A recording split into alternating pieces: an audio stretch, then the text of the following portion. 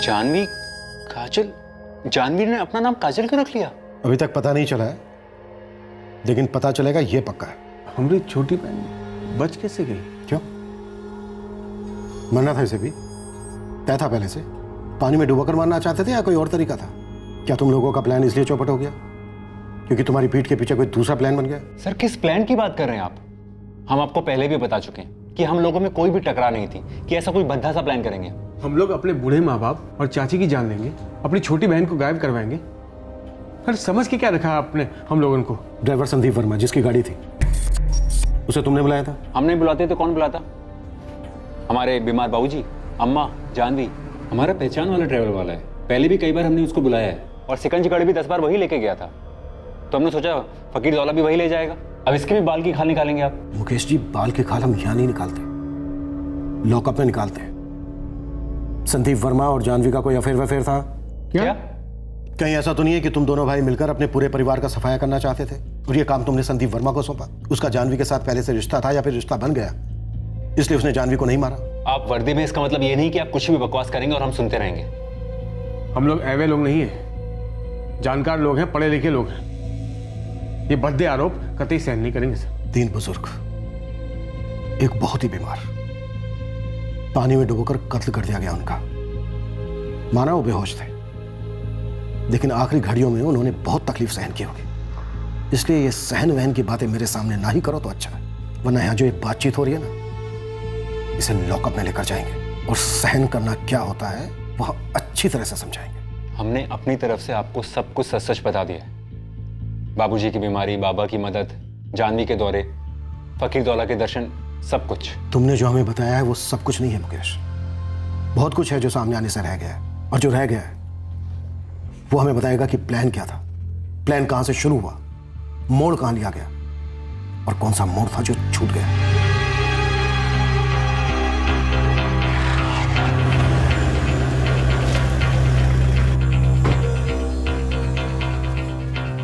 Madam जी, हमारे पति मिले क्या? देखो फिलहाल तो नहीं पता, पर क्या संदीप ने तुम्हें कांटेक्ट किया? किया होता तो हम आपसे थोड़ी ना पूछते। आप लोगों को बहुत बड़ी गलतफहमी हुई है संदीप जी को लेकर। वो कभी किसी को सपने में भी मारने का नहीं सोच सकते, बहुत ही सीधे इंसान है। इतने सालों बाद मेहनत करके खुद की गाड़ी खरीदी, वो भी लोन पर। 2 लोगों को मुफ्ती में यहाँ पे 24 घंटे ड्यूटी पे लगा के रखो। संदीप वर्मा आएगा जरूर, बीवी से ना सही, बच्चों से मिलने तो जरूर आएगा। जी मैडम। हाँ हेलो मैडम जी, कुछ नया पता चला वो पुरानिया झील वाले केस में? जो सवाल मुझे तुझसे पूछना चाहिए तू मुझसे पूछ रहा है। खबरों के नाम पे धब्बा बनता जा रहा है। अरे मैडम, कुछ काम हो हमारे लिए, हम तो उसी के लिए फ़ोन किए थे आपको। हाँ है, पता कर ये ड्राइवर संदीप वर्मा और जानवी तनवर के बीच में क्या रिश्ता था, कोई अफेयर वगैरह? हैं?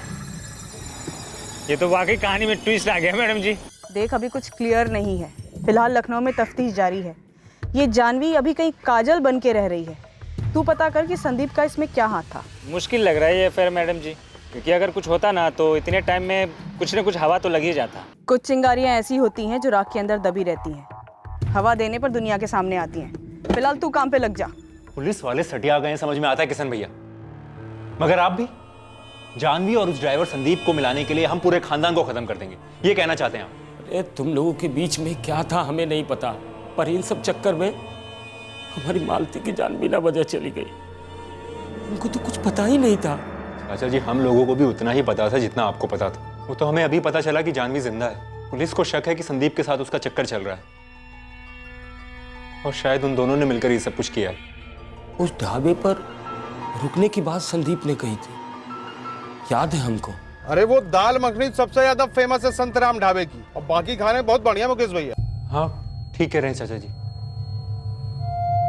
हमें भी याद है संदीप ने ही कहा था कि हमें इसी ढाबे पर रुकना चाहिए।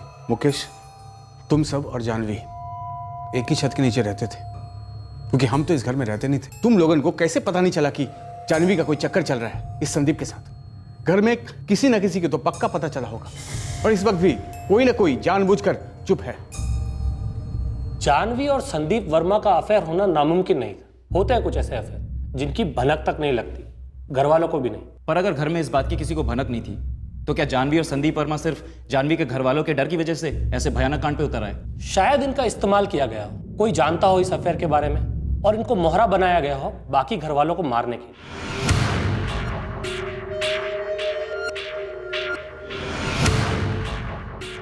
तनवर फैमिली में कोई ऐसा था जिसे पता था कि जानवी की लाइफ में क्या हो रहा है, लेकिन उसने बाकी के घर वालों को कुछ नहीं बताया। क्या सच था क्या झूठ था यह हमें तब पता चलता जब हम ड्राइवर संदीप वर्मा तक पहुंचते, या फिर लखनऊ में जानवी उर्फ काजल तक।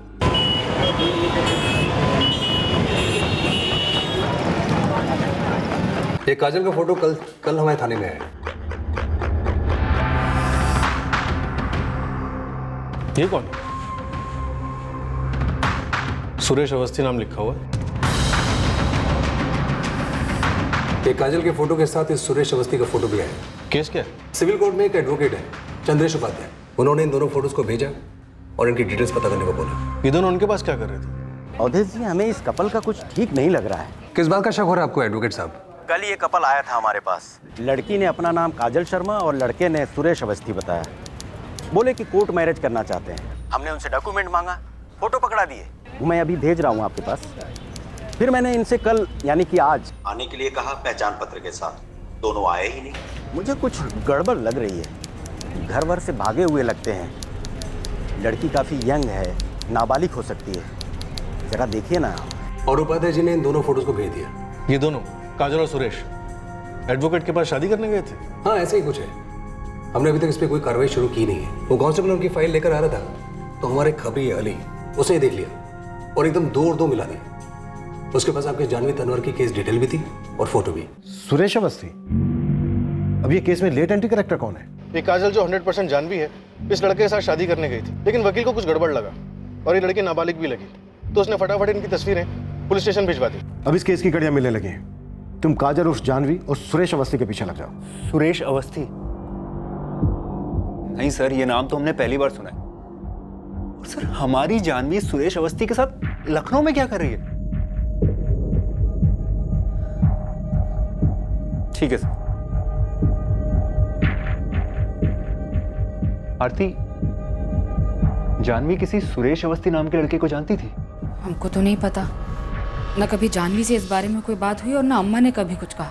पुलिस का कहना है कि हमारी जानवी लखनऊ में काजल के नाम से रह रही है और किसी सुरेश अवस्थी नाम के लड़के के साथ कोर्ट मैरिज करना चाहती है। इसका मतलब? हम तो इस घर में रहते नहीं थे ना साहब, तो हमको कैसे मालूम पड़ेगा? और ये सुरेश अवस्थी है कौन? इस सुरेश अवस्थी की फोटो 10 मिनट में पहुंच जाएगी हमारे पास लखनऊ से। तुम और मुकेश तुरंत यहाँ पहुंचो। अगर जानवी तनवर काजल शर्मा बनी है तो फिर हो सकता है सुरेश अवस्थी भी कोई और ही हो। अब देखते हैं तुम लोग उसे पहचान पाते हो या नहीं। ये क्या हो रहा है अपने परिवार के साथ? पहले जीवन भैया गए, फिर पापा जी की तबीयत इतनी खराब हो गई, लकवा मार गया उनको, फिर इतना भयानक कांड, और अब जानवी। पता नहीं क्या हो रहा है। पता नहीं किसकी बुरी नजर लग गई हमारे परिवार को। चुप कर! ये बुरी नजर की बातें न छेड़ना। ये पागलपन साला खा गया हमारे परिवार को। मैडम, सीमापुर में किसी को भी इस संदीप वर्मा और जानवी के बीच कुछ हो ऐसा कुछ पता नहीं चला। इस ड्राइवर संदीप को काफी अच्छा सीधा आदमी बताते हैं लोग। लालू, इस ड्रामे की कास्टिंग चेंज हो गई है। इस लव स्टोरी में संदीप वर्मा का किरदार कोई सुरेश अवस्थी निभा रहा है। ये उसकी तस्वीर। ये सेकंड हीरो कहाँ से आ टपका मैडम? ये हीरो है या विलन, ये तो वक्त ही बताएगा। और इस फैमिली में क्या चल रहा है और क्या नहीं चल रहा है, ये भी वक्त ही बताएगा। फिलहाल इस वक्त मुझे सुरेश अवस्थी का पूरा फ्लैशबैक चाहिए। सिविल कोर्ट में छोटा सा केबिन है हमारा। छोटे बड़े लोग आते हैं छोटे बड़े केस लेकर। परसों का दिन था और हम बैठे थे, चाय पी रहे थे। जैसे कि अभी नमकीन मंगाए? यहाँ बहुत अच्छी नमकीन मिलती है लक्ष्मी हलवाई के यहाँ। जी नहीं, शुक्रिया। दरअसल हमें काजल शर्मा और सुरेश अवस्थी के बारे में पूछना था। आपने सिटी पुलिस को उनकी फोटो देकर हमारे एक बहुत ही पेचीदा और विचित्र से केस की कड़ियाँ जोड़ी। ये तो बहुत अच्छी बात है ना जी। प्लीज आगे बताइए। चाय पी रहे थे तभी वो दोनों एंटर किए हमारे केबिन। और लड़के की उम्र लगभग 25 साल थी, सुरेश अवस्थी नाम था, और लड़की की उम्र कुछ कच्ची थी। आइए बैठिए, बताइए क्या सेवा करें? वो हमको शादी करनी है। बाहर किसी से पूछा तो कहा कि आपसे मिलने के लिए। देखिए, केबिन छोटा है हमारा, लेकिन केस कोई छोटा नहीं होता हमारे लिए, और ना कोई केस बड़ा होता है। घरेलू झगड़ों से लेके डाइवोर्स तक सब यूं ही हल कर देते हैं हम। बीच बीच में शादी वादी भी आ जाती है। तो कब कर सकते हैं शादी? यहाँ झट मंगनी पट ब्याह नहीं होता कोर्ट में।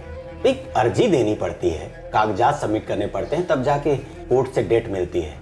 थोड़ा बहुत वक्त तो लग ही जाता है। और थोड़े बहुत कागजात। फोटो लाए हैं आप लोग? हाँ, फोटो लाए हैं।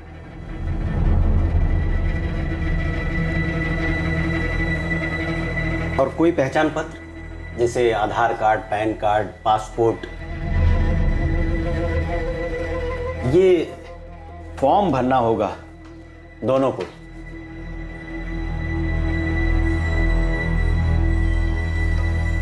सर शादी आज नहीं हो सकती? अर्जी सबमिट होगी, कोर्ट तारीख देगी, कागजात लगेंगे, फिर जाके होगी शादी। वो तारीख आज की नहीं हो सकती? नहीं, शादी का सर्टिफिकेट आज नहीं मिल सकता? मैरिज सर्टिफिकेट कोई सिनेमा का टिकट नहीं है कि आधे घंटे लाइन में खड़े हो गए और बैठ गए बालकनी में। आप लोग पहचान पत्र ले आइए, कल परसों तक शायद हो सकता है कोर्ट डेट दे दे। कोई प्रॉब्लम है? नहीं, मतलब हाँ, वो हम लोग डॉक्यूमेंट और कागजात वगैरह कुछ लेकर आए नहीं अपने साथ। घर से नहीं लाए? जी। मतलब जहाँ से भाग के आए हो? सर बिना डॉक्यूमेंट्स के शादी करा दीजिए प्लीज़। नहीं, अगर कुछ एक्स्ट्रा लगे तो दे देंगे। हमारे पूरे लखनऊ में, हम तो कहते हैं हमारी पूरी यूपी में, कोई माई का लाल बिना डॉक्यूमेंट के आज असली मैरिज सर्टिफिकेट दिलवा देना तो ये दुकान बंद करके लक्ष्मी हलवाई के पास बैठ के जलेबी तलेंगे। ठीक है, हम लोग एक काम करते, हम लोग कल आते सारा कागजात वगैरह लेकर। चलो चलो काजी। अरे सुनो तो, माना कि हम बहुत बड़े वकील नहीं हैं, पर हैं तो कानून के पक्के हम भी। सुन के हमने पता कर लिया कि भैया कुछ तो गड़बड़ जरूर है। हम भी ठहरे बाल बच्चे वाले, समझ सकते हैं कि बच्चे भगाए गए हैं या भागे हुए हैं। और तभी हमने सब इंस्पेक्टर अवधेश जी को फोन लगाया। उन्होंने अपना कोई एड्रेस दिया, फोन नंबर? कुछ भी नहीं। कागजात की बात करते ही भाग खड़े हुए दोनों। फोटो वापस लेना भूल गए जल्दबाजी में, वरना वो भी हाथ नहीं लगती। अली खाता तो खुल गया, लेकिन अभी दिल्ली बहुत दूर है। मुझे इस काजल उर्फ जानवी और इस सुरेश अवस्थी उर्फ पता नहीं कौन, इन दोनों तक जल्द से जल्द पहुंचना है। जनाब, अगर ये लखनऊ में ही हैं तो जरूर किसी लॉज पॉज में नकली नाम के सहारे दुबक कर बैठे होंगे। अली, सीमापुर से जितनी भी डिटेल्स मिल पाएंगी मैं तुझे भेजता रहूंगा। बारीकी से छानना, multiple murder case. Suresh Awasthi नाम है इसका? जानते हैं क्या इसको? नहीं नहीं, हम ऐसे किसी अजनबी को नहीं जानते हैं। शायद हम देखे हैं इसको। कहाँ, कब? देखे तो है इसको, एक बार मिले भी हैं। हाँ याद आया, एक ही बार तो मिले थे से मुकेश भैया की दुकान पे ना, ये हमसे टकराया था।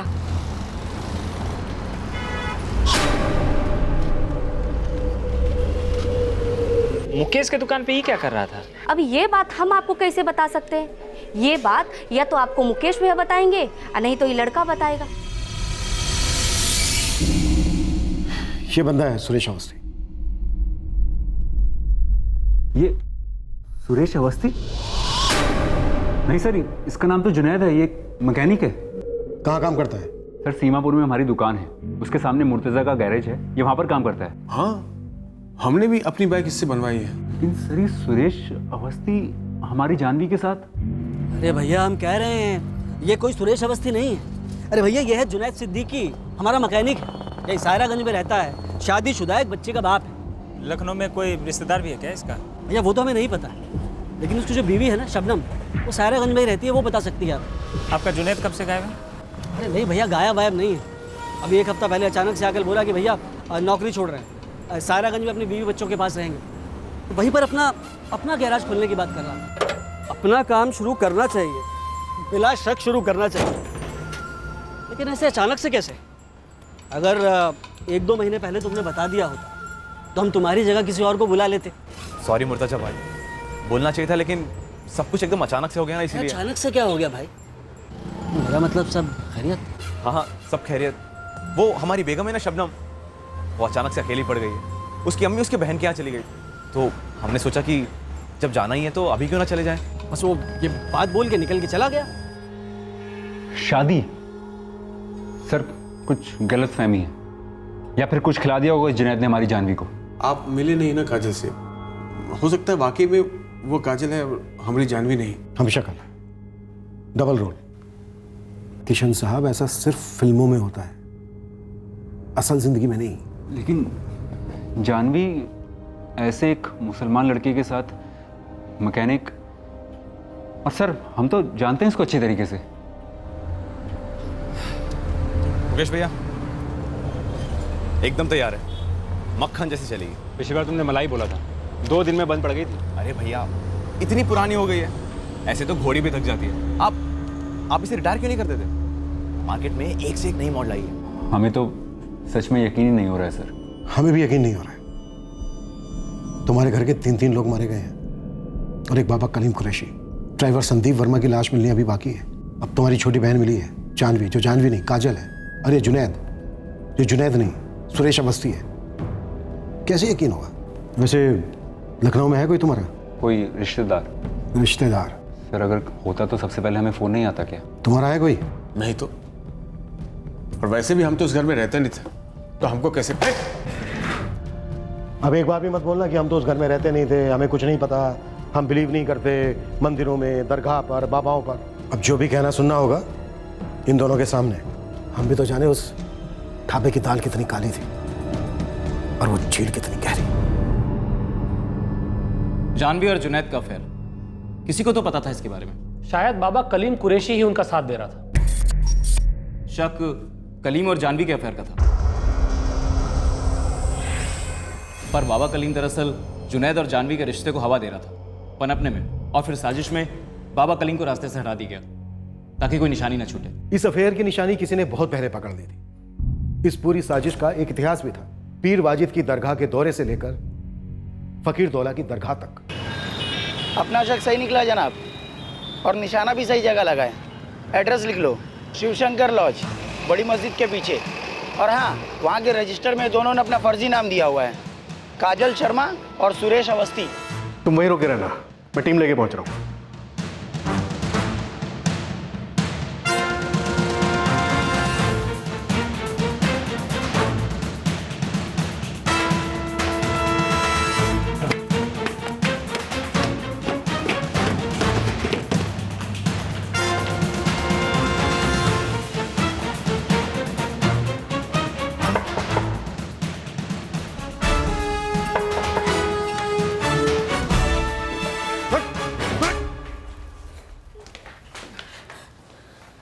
पूछो हमसे कि हमें कैसे पता कि तुम उस गाड़ी में नहीं थी जो उस झील में धकेली गई। हमें एक नहीं 4 आत्माओं ने बताया। और तुम जानती हो ना वो आत्माएं किन लोगों की थी? तुम ये भी जानती हो कि तुम जानवी तनवर से काजल क्यों बनी और ये जुनैद से सुरेश अवस्थी क्यों बना। तुम सब कुछ जानती हो, और वो सब कुछ अब हम तुमसे जानेंगे।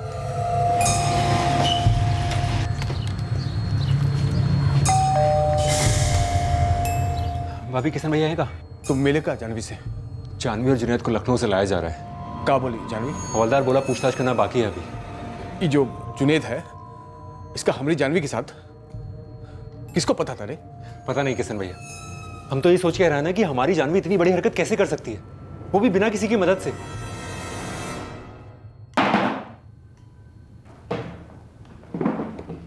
देखो, तुरंत अभी के अभी तो तुम दोनों की शादी होने से रही।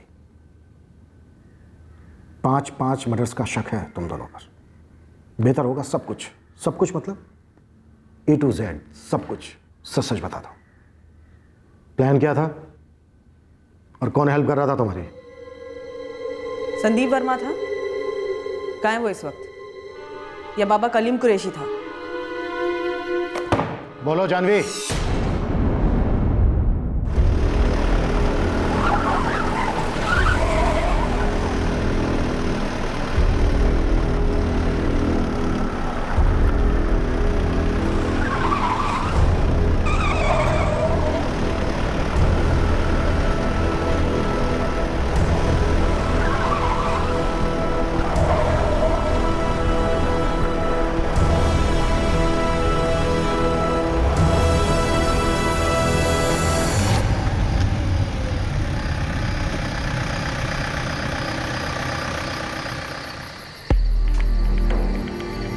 जुनैद, तुम यहाँ? हाँ संदीप भैया, वो यहाँ नियालपुर में एक रिपेयर की गाड़ी छोड़ने आए थे। कब से खड़े, कुछ मिल ही नहीं रहा था और किस्मत देखिए आप मिल गए। अरे किस्मत की तो बातें मत करो यार जुनैद। किस्मत तो हम लोगों की इतनी खराब है ना, पता नहीं ढाबे में क्या खा लिया, उसमें क्या गड़बड़ हो गई, सबकी तबीयत खराब, उल्टी आ रही है, भयंकर नींद आ रही। तुम एक काम करो, सीमापुर तक चला लोगे क्या? ये भी कोई पूछने की बात है? आप आइए, हम चलाते हैं, आइए।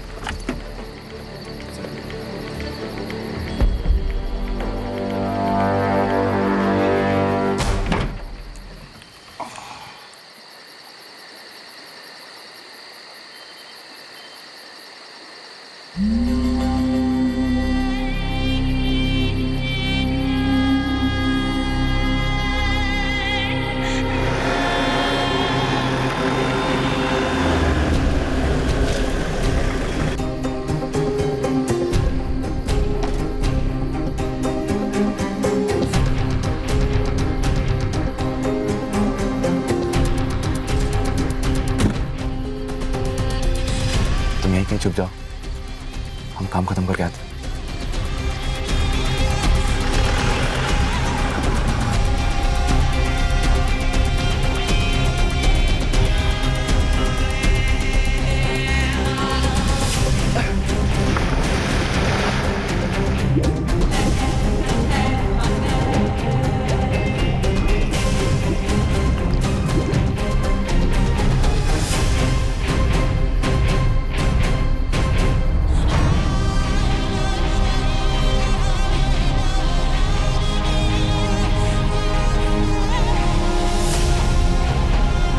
इत्तेफाक तो नहीं लगता कि जुनैद ने भी वैसी पठानी पहन रखी थी जैसी पठानी बाबा कलीम कुरैशी पहनता था।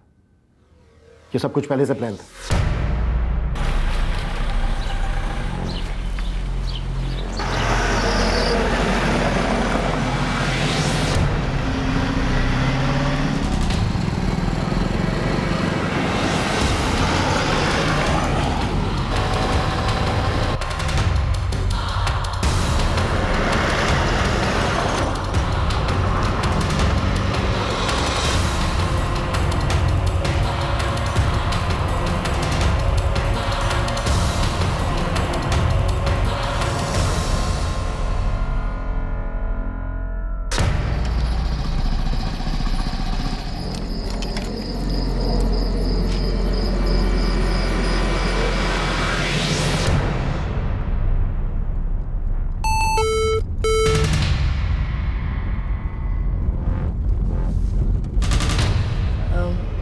मुकेश भैया कहीं खाने के लिए रुके क्या? अरे वो दाल मखनी सबसे ज्यादा फेमस है संतराम ढाबे की, और बाकी खाने बहुत बढ़िया मुकेश भैया, वहीं खाते हैं। हाँ, रात 9 बज गया है तो खा ही लेते हैं। बाबूजी की भी दवाई का टाइम हो गया है ना, तो कुछ खा लेते हैं। अच्छा संदीप, ये संतराम ढाबा कितनी दूर है आगे? अरे बस यही रहा, 2 मिनट में आ जाएगा। तो ये भी इत्तेफाक नहीं था कि खास उसी संतराम ढाबे पर गाड़ी रोकी गई और गाड़ी का पीछा किया गया। और तू जुनैद, जाहिर सी बात है ढाबे पर खाने में नींद की गोलियां तूने मिलाई। अब हम बेसब्री से ये जानना चाहते हैं कैसे। रे पंकज, 7-8 का ऑर्डर रेडी है रे, ले जा फटाफट।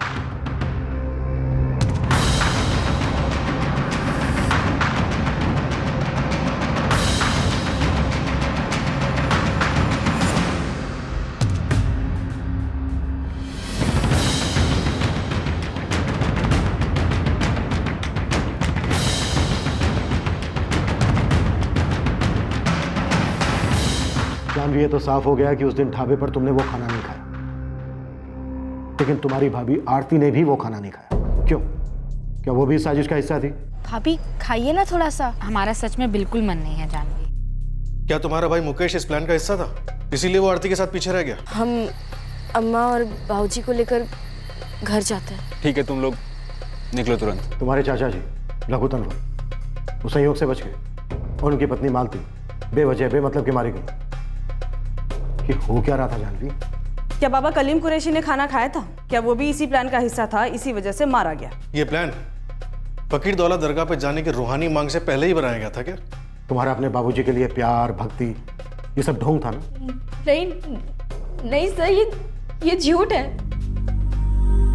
मैं अपने बाबूजी से बहुत बहुत प्यार करती थी। मैं बस उन्हें ठीक होते हुए देखना चाहती थी। बेहोश करके गाड़ी में बिठाकर धक्का देकर झील में डुबोने से कोई कैसे ठीक हो सकता है जानवी? वो तो मर जाता, जैसे तुमने अपने बाबूजी को मार डाला, अपनी मम्मी को मार डाला, अपनी चाची को मार डाला, बाबा कलीम कुरैशी को मार डाला, और वो भी इसके लिए, इस जुनैद के लिए। कैसे आया ये तुम्हारी जिंदगी?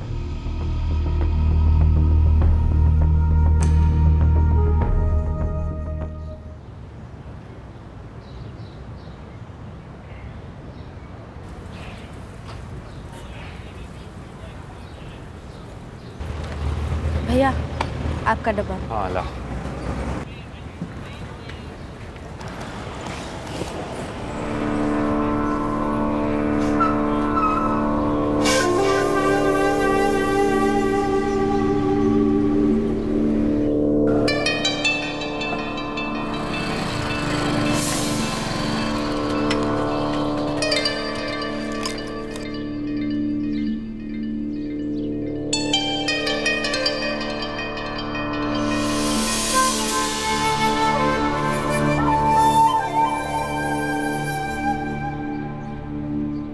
तुम अपने किशन भैया के लिए भी डब्बा लेकर क्यों नहीं जाती? और भी ज्यादा टाइम मिलेगा हम दोनों को। पागल हो क्या?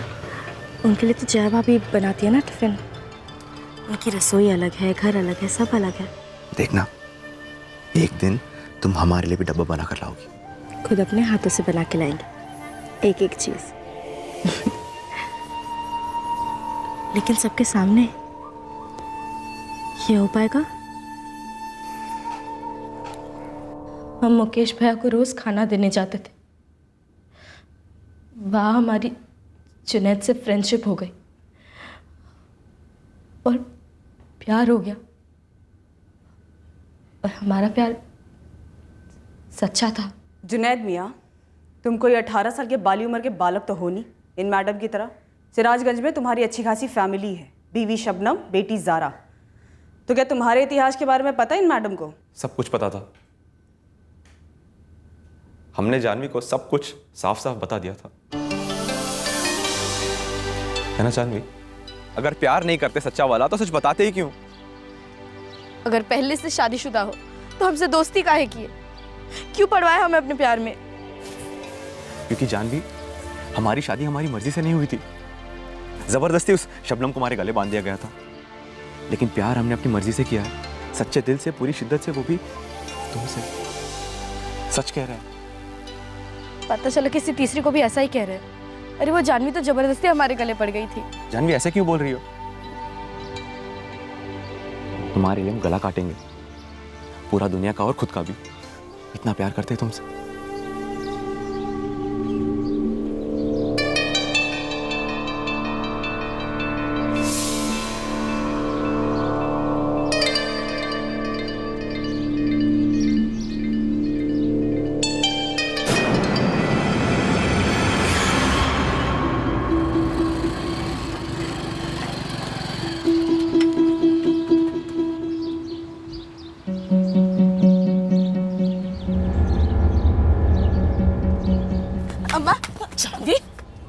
ये क्या कम था कि तेरे बाबूजी को लकवा मार गए और तू यहाँ खानदान का नाम बर्बाद करिए, वो किसी और बिरादरी के लड़के के साथ अपना मुंह काला करा के। हम दोनों एक दूसरे से बहुत। हम तेरा मुंह तोड़ देंगे अगर ये प्यार व्यार का नाम लिया तो।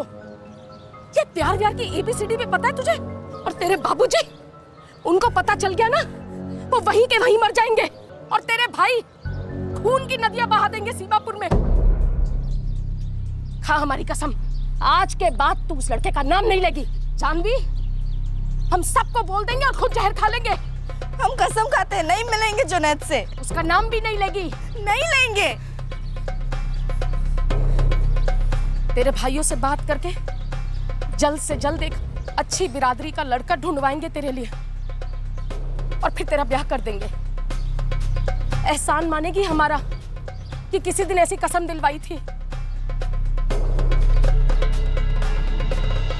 हमने कसम तोड़ दी।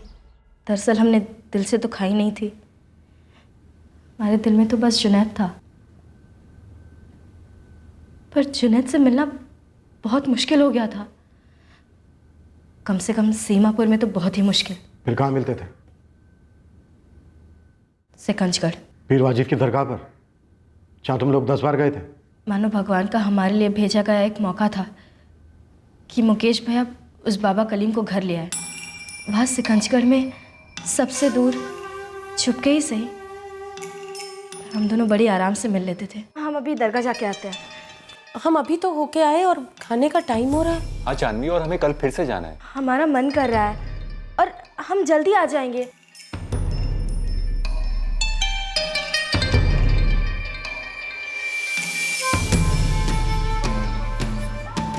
शिकंजगढ़ में एक दिन ऐसा नहीं था जब मैं जुनैद से नहीं मिलती, और वहाँ हम काफ़ी देर साथ रहते, करीब रहते, काफ़ी करीब। जब जब तनवर खानदान पीर वाजिद की दरगाह पर जाता, तू भी वहाँ पहुँच जाता? जी। लेकिन जब 10 बार पीर वाजिद के यहाँ माथा टेकने की मन्नत पूरी हो गई, तब हम बड़ी मुश्किल में पड़ गए। हमारे पास मिलने का कोई रास्ता ही नहीं था।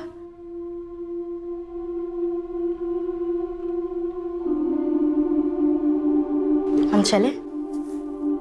पक्का सिर्फ 10 चक्कर बोला था उस बाबा ने यहाँ का, और 10 नहीं बोल सकता था वो? अगर और 10 कहते तो उसके बाद हमारा क्या होता? पता नहीं क्या होता, तुम बताओ। क्या होना चाहिए ये बता सकते हैं, पर क्या होगा ये जानते हैं। क्या? जुनैद हमारा परिवार कभी नहीं मानेगा, वो हम दोनों को एक नहीं होने देंगे। तो तुम्हें यूं अलग अलग रहना कबूल है, किसी और की बीवी बनकर? नहीं। तो फिर? तुमने कहा था ना कि तुम हमारे लिए मर भी सकते हो और मार भी सकते हो। हम आज भी वही कहेंगे, हम तुम्हारे लिए कुछ भी कर सकते हैं, किसी भी हद तक जा सकते हैं। ये बाबा कलीम कुरैशी एक नंबर का फ्रॉड है। वो यहाँ के क्या, किसी भी जगह के 100 चक्कर कटवा लेना, तब भी बाबूजी ठीक नहीं होने वाले। मतलब तुम उस बाबा कलीम कुरैशी को मार डालना चाहती हो? नहीं, बाबूजी को। डर गए? वो बात नहीं है, लेकिन जानवी, मारने के बजाय हम कहीं भाग भी तो सकते हैं, मारना क्यों? और फिर बाबूजी का ध्यान कौन रखेगा? लेकिन तुम तो उनको मारने का बात कर रही हो। उन्हें मारकर उनकी आत्मा को रिहा करने की बात कर रहे हैं। जुनैद, हम अपने बाबूजी से जितना प्यार करते हैं ना, उतना कोई नहीं करता, अम्मा भी नहीं। हम तुम्हारे साथ भाग गए तो किशन भैया और मुकेश भैया तो उनका ध्यान रखने से रहे। किशन भैया तो वैसे भी सिर्फ लेक्चर देते रहते, सलाह देते, सिर्फ मदद करने से रहे। और मुकेश भैया भी कुछ ज़्यादा ध्यान रखेंगे नहीं। अम्मा उनका ध्यान अकेले नहीं रख पाएगी, वो बहुत तड़पेंगे, अम्मा और बाबूजी दोनों। इसलिए भागना है तो हमें बाबूजी की तकलीफ खत्म करनी होगी, अम्मा की भी। तुम जो कहोगी, जो चाहोगी, हम वही करेंगे। ऐसा प्यार आज तक नहीं देखा, मतलब जानलेवा प्यार। मुकेश का क्या रोल था तुम्हारे इस प्लान में? वो तुम्हारे अंदर रूह वगैरह आने का ढोंग किसका आइडिया था?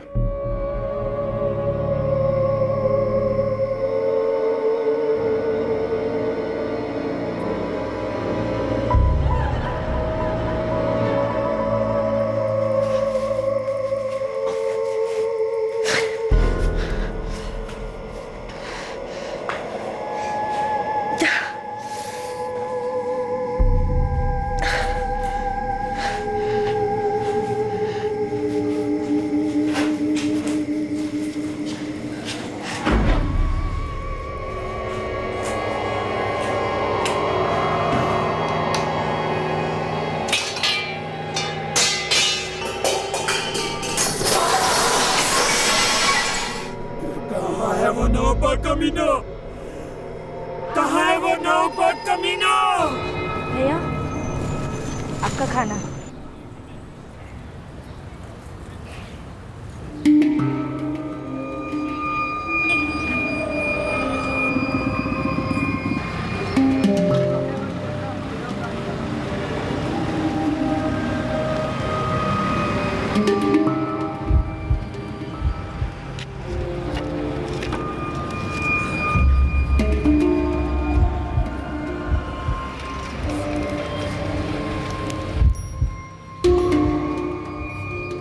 रूहानी मिशन कामयाब। हम फ़कीर दौला की दरगाह जाने वाले हैं। ये ढोंगी बाबा कलीम कुरैशी बुरा फंस गया, थोड़ा डरा हुआ भी है। उस पाखंडी को लग रहा है कि सच में हमारे अंदर रूह आती है जो फ़कीर दौला जाने की मांग कर रही है। हम सबके जाने का प्लान बना है, तुम पीछे पीछे आना। तो प्लान पूरी फैमिली के सफाया का था, किशन और जया को छोड़कर। उन्हें तो मेरी वैसे भी कुछ पड़ी नहीं थी। अगर सब चले जाते और सिर्फ वो रह जाते, तभी वो मेरे और जुनैद की शादी में टांग नहीं अड़ाते। ज़्यादा से ज़्यादा क्या करते, तो लेक्चर देते। और चाचा चाची ने तुम्हारा क्या बिगाड़ा था? कुछ नहीं, उनको मारने का प्लान नहीं था। वो तो अचानक आदम के घर पे उस सुबह वो जिद करने लगे कि वो भी चलेंगे फ़कीर दौला। बाबूजी ने कहा कि ले चलते हैं, और हम कुछ नहीं कर पाए। और वो ढोंगी बाबा कलीम, उसे भी मारने का कोई प्लान नहीं था, पर वो भी बेवजह चिपक गया। कहने लगा कि हम खुद चलेंगे फ़कीर दौला की दरगाह पे। तो तुम्हारे आरती भाभी की सच में तबीयत बिगड़ी थी, इसलिए मुकेश उनके साथ पीछे रह गया था, और तुम्हारे चाचा रघु भी, इसलिए वो सबके सब बच गए। और ड्राइवर संदीप वर्मा, वो भी बेकसूर। वो इसलिए मारा गया कि वो भी तुम्हारे साथ था। इतने सारे अपनों की, परायों की लाशों पर खड़े होकर तुमने इसके साथ गृहस्थी बसाने की सोची। सोचा अपना नाम बदलकर, शहर बदलकर तुम्हारे सारे जुर्म, सारे पाप धुल जाएंगे। अबे जुनैद, तेरी बीवी तेरी मिसिंग कंप्लेंट लिखवाती तो पुलिस तेरे पीछे पड़ती नहीं पड़ती। हम शबनम और जारा दोनों को ही छोड़ चुके थे। अब वो हमारी जिंदगी का हिस्सा नहीं है। बेटा, अब तेरी खुद की जिंदगी भी तेरा हिस्सा नहीं है। 5 मर्डर्स के इल्जाम हैं तुम दोनों पर। उमेश तनवर, माधुरी तनवर, मालती तनवर, बाबा कलीम कुरैशी, ड्राइवर संदीप वर्मा, जिसकी लाश मिलनी अभी बाकी है। इन 5 लोगों का भयंकर तरीके से मर्डर किया तुम लोगों ने। जानवी, तुम सच में अठारह क्यों ना? तुमने ये कैसे सोच लिया कि तुम अपने पूरे परिवार को मारकर चैन की जिंदगी जी सकते हो? तुम्हें डर नहीं लगा कि उन सब की आत्माएं, रूह तड़पाएंगी तुम्हें? सर, अगर हम जुनैद से शादी ना करते और अम्मा के किसी बताए लड़के से शादी कर लेते, तब भी तो हम तड़पते ना। अगर हम जिद करते कि हमें सिर्फ जुनैद से शादी करनी है, तो वो हमें मरवा देते, और फिर आप यहाँ बैठ के हमारे परिवार वालों से ये सवाल करते कि अपनी बेटी को मारकर आप लोग चैन से कैसे जी पाएंगे? सही ना सर?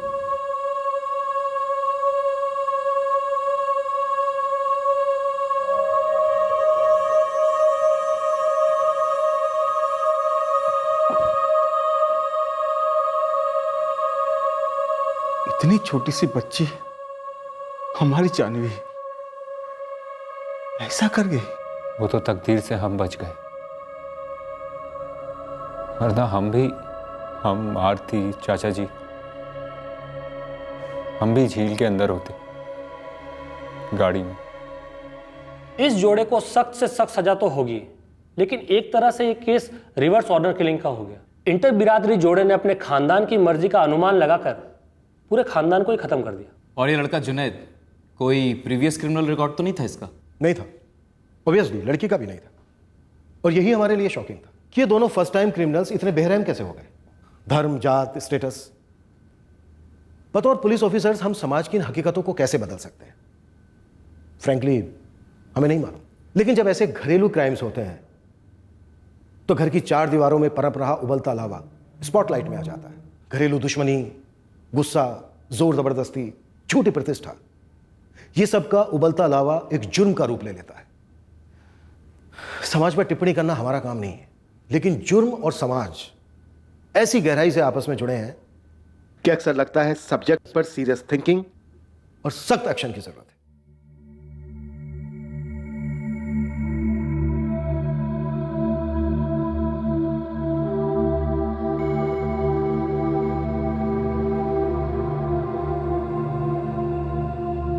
संदीप वर्मा की लाश अभी तक मिसिंग है। जहानवी और जुनैद पर आईपीसी की धारा 302 के तहत हत्या के लिए और धारा 201 के तहत सबूत मिटाने के चार्जेस लगाए गए हैं। फिलहाल दोनों जुडिशियल कस्टडी में हैं। हम सब इंसान तो हैं, लेकिन इंसानों में धर्म, जाति, वर्ण वगैरह के कारण भेदभाव एक हकीकत है जो हमारी पहचान बनती है। और ये सोच सिर्फ हमारे देश तक ही सीमित नहीं है, ये एक यूनिवर्सल एहसास है। किसी दूसरे को अपना ना समझना ये एक विश्व भर में चलती आ रही इंसानी धारणा है और बहुत पुरानी भी है। सम्मिलित होना, सबके साथ चलना, ये शायद हमारी कुदरती फितरत नहीं है।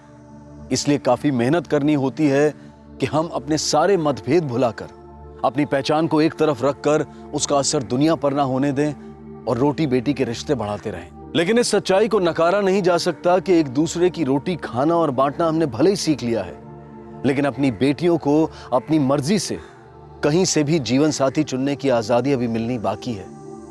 दो धर्मों के बीच प्यार के रिश्ते, खून के रिश्ते इतनी आसानी से नहीं कबूले जाते। लोगों के मतभेद, उनकी गलतफहमियां दूर की जा सकती हैं। लोगों के बीच की विविधता को एकता में बदला जा सकता है, लेकिन इंसानों के बीच ऐसा कोई भेद नहीं हो सकता जिसे भयंकर कत्ल से मिटाया जा सके। अगर बिल्कुल नकारात्मक नजरिए से देखा जाए तो जुर्म एक तरीके से सारे मतभेद मिटा देता है और इंसान को सिर्फ एक ही पहचान देता है, और वो है क्रिमिनल की। फिर मुलाकात होगी अगले एपिसोड में जुर्म की एक और कहानी के साथ।